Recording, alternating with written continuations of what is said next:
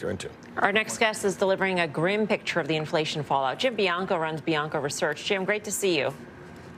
Thanks for having me. So you think 100 basis points is in the cards for July. What sort of environment are we entering in terms of the economy at this point with 100 basis points on the table? Yeah, the market is pricing in about a 70% chance now that the Fed is going to go 100. That was like 5 before the number this morning. And it's pricing in another 75 on top of that 100 at the September meeting. So you're looking at a 3.5 funds rate by the middle of September. And the reason is the Federal Reserve, I think, has made it abundantly clear job 1, job 2, job 3 is going to be bring inflation down.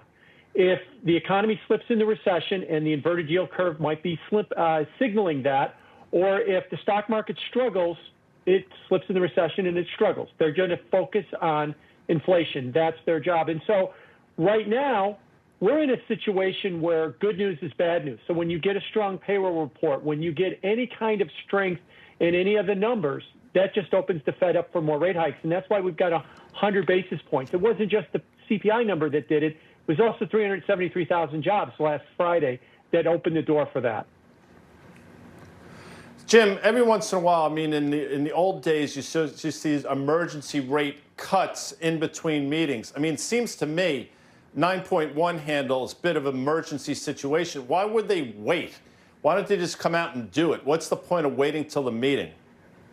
I think it's optics. I think it's optics that they don't want to look like they're panicking, although you could argue, what is 100 basis No, hold on one second. No. I got it. Let me push back on that a second. I hear you. They're long past optics. I mean, the days of them in optics are way gone. I mean, that ship has sailed. So if they're worried about optics, they're worried about the wrong things because they have zero credibility left. Sorry to interrupt you. No, you're absolutely right. I was going to say, what's the difference between an intermeeting move and a 100 basis point hike? It still kind of portrays the same thing. But you're right. They're so far behind the curve. Every rate hike campaign has always ended with a positive real yield. That means interest rates above the inflation rate. Now, inflation's not going to stay at 9%, but it's not going to 3. It might go to 5. It might go to 6. And every rate hike campaign will have to end with a positive real rate. They've got a long way to go. That's why I think that the 100 basis points is coming, and I think why the market has struggled. I'll give you one fun statistic. Only 3 up weeks in the last 13 in the S&P. Go back to 1928. That ties the record of futility for the least number of up weeks over any 13-week period. Jim, you say stagflation is a possibility. What do you think the odds of stagflation are today versus, say, the last Fed meeting? Oh, I think, the odds of stagflation are probably 100% right now. 100%? You got 9%. Okay. Well, let's define stagflation, right? High inflation, 9% inflation, low growth.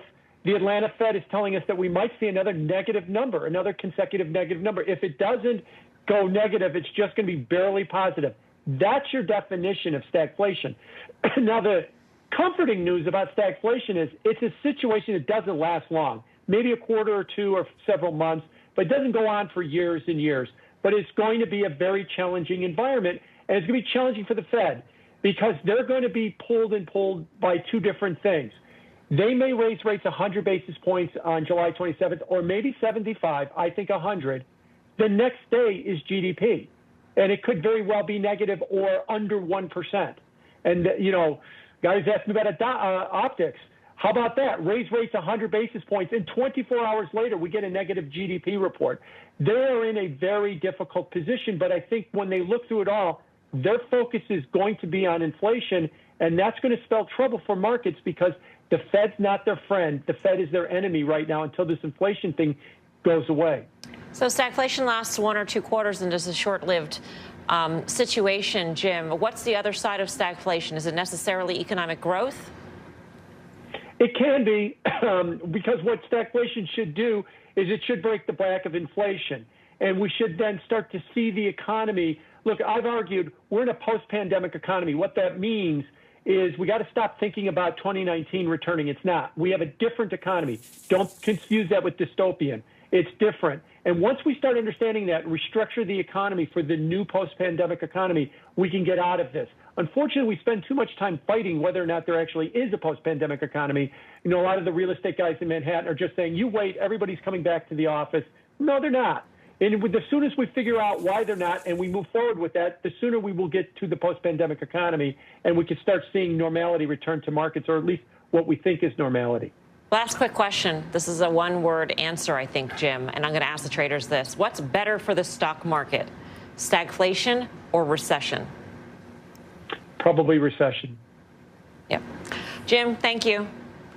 Jim Thank Bianco, you. Bianco Research. Same question to you, Karen.